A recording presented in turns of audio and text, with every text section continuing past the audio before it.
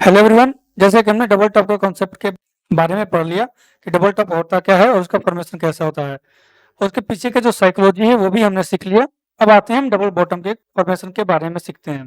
Double bottom का जो formation है वो भी डबल टॉप के फॉर्मेशन के जैसा ही है। इसमें भी जो मेन फैक्टर काम करता है वो है ह्यूमन साइकोलॉजी। ह्यूमन साइकोलॉजी के बेसिस पे जितने भी पैटर्न्स हैं वो सारे पैटर्न का फॉर्मेशन होता है।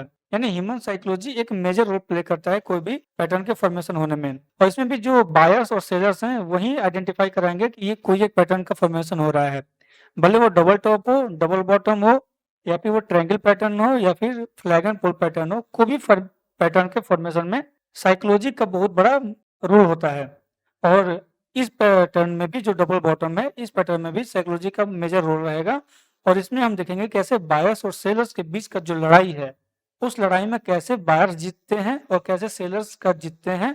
इसी के बेसिस पे ये डबल बॉटम और डबल टॉप का फॉर्मेशन हो रहा है। तो आगे देखते हैं कि डबल बॉटम के पीछे का जो लॉजिक है वो क्या है और इसकी हम अच्छा से और एनालाइज करने की कोशिश करते हैं।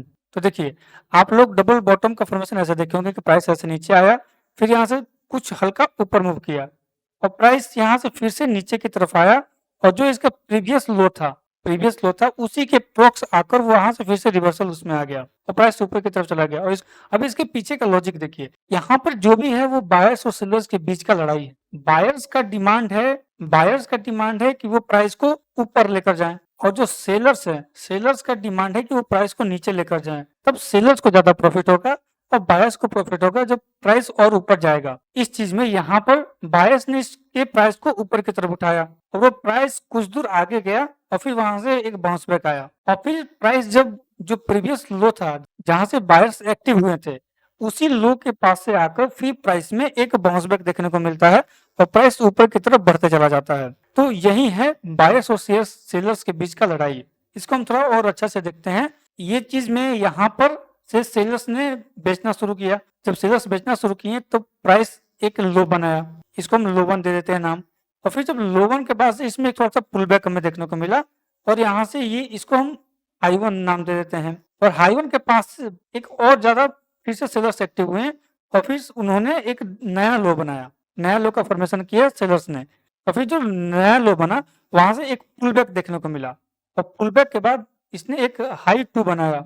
हाई टू के बाद फिर से सेलर्स एक्टिव हुए और उन्होंने एक लो थ्री का फॉर्मेशन कराया। ऐसे जो सेलर्स यहाँ से सेल करना शुरू किए थे, ये अगर मान लीजिए प्राइस 100 है, अगर वो 100 से सेल करना शुरू किए थे और ये लो जो लो थ्री है इसका प्राइस आप मान लीजिए 60 है, तो वो अप्रोक्स 40 रुपीज के प्रॉफिट में है। अब प्रॉफिट कब होगा उनको, जब और ये 60 से और नीचे जाएगा तब उनको और ज्यादा प्रॉफिट होगा सेलर्स को। लेकिन यहाँ पर कुछ और होता है। जो लोथरी है, लोथरी से बायर्स एक्टिव होते हैं और बायर्स जब एक्टिव हुए हैं तो वो एक नया हाई का फॉर्मेशन कराएं जो H3 है। ये भी लोअर हाई था, प्रीवियस हाई से ये लो था। लेकिन जब प्राइस यहाँ से नीचे आया जो एक नया लो बनाने की कोशिश किया लो 4, वो जो लो 4 था वो लो 3 से कम नहीं हुआ, यानी लोअर लो का फॉर्मेशन हुआ नहीं। तो यहाँ से बायर्स को लगा कि मार्केट और नीचे नहीं जाएगा, इससे मार्केट और नीचे नहीं जाएगा, तो वो यहाँ से बाइंग करना फिर से शुरू किए। जब ये प्राइस हाई 3 के पास आ गया और इसने अपने प्रीवियस लो को ब्रेक नहीं किया था, जो ये लो था इसके लो को ब्रेक नहीं किया जो नया लो बना, तब यहाँ पे जो जितने भी सेलर्स थे वो समझ गए कि प्राइस यहाँ से नीचे नहीं जाएगा और वो सारे जितने भी सेलर्स थे वो सारे यहाँ पे इस पॉइंट पे आके वो सारे इस पॉइंट पर आकर यहाँ से वो खुद बायर्स बन गए। वो सारे लोग बाय करने लगे और वो यहाँ से फिर से बाय करना शुरू कर दिए। और जब एक तो बायर्स पहले से थे और फिर जो नए बायर्स ऐड हो गए तो यहाँ से मार्केट में एक हमें शूटअप देखने को मिलेगा और मार्केट ऊपर की तरफ भाग जाएगा। ऐसे ही करके यहाँ पर हो गया डबल बॉटम का फॉर्मेशन, यानी जो प्रीवियस लो था और जो नया लो बना इन दोनों लो के बीच का पॉइंट बहुत कम होगा। अगर ये 60 है तो ये भी अप्रोक्स 60 होगा, यानी अबाउट टू 60 होगा। ये ना कि ये 40 चला गया है, 40 जब चला जाएगा तो ये नया लो बन जाएगा, यानी ये ट्रेंड कंटिन्यू रह सकता है। अब देखिए इसमें हमारा एंट्री पॉइंट और स्टॉप लॉस क्या होगा और टारगेट क्या होगा उस चीज को हम आइडेंटिफाई करने की कोशिश करते हैं।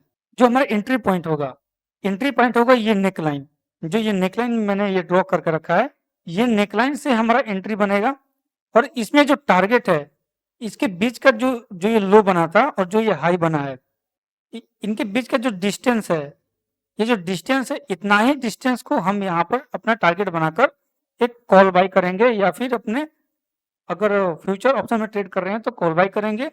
और ऐसे अगर हम स्टॉक्स बाय कर रहे हैं, उतने पॉइंट का डिफरेंस लेकर हम अपना टारगेट डिफाइन करेंगे डबल बॉटम के फॉर्मेशन में। इसके पीछे का जो डबल बॉटम के पीछे का जो साइकोलॉजी है, वो भी मैंने आप लोगों को बता दिया, और जो डबल टॉप का फॉर्मेशन का साइकोलॉजी था, वो भी मैंने आप लोगों को बता दिया। यहाँ तक डबल टॉप और डबल बॉटम के फॉर्मेशन में बस इतना ही। ये इसके पीछे का साइकोलॉजी था। अब मिलते हैं अब हम नेक्स्ट वीडियो में, और वहाँ नेक्स्ट वीडियो में हम फिर कोई एक और ट्रेंड लाइन या फिर कोई एक और पैटर्न को एनालाइज करेंगे, और उसके पीछे का जो लॉजिक है मैं वो आप लोग को बताऊंगा। और उसके बेसिस पे हम लाइव चार्ट पर भी देखेंगे कि यहाँ पर कौन से स्टॉक्स में या फिर कौन से इंडेक्स में डबल टॉप और डबल बॉटम का फॉर्मेशन हो रहा है, और वहां से हम उसको एनालाइज करके और एक अपना और कॉन्सेप्ट अच्छा से क्लियर करेंगे। Thank you. Do like, share and subscribe this channel.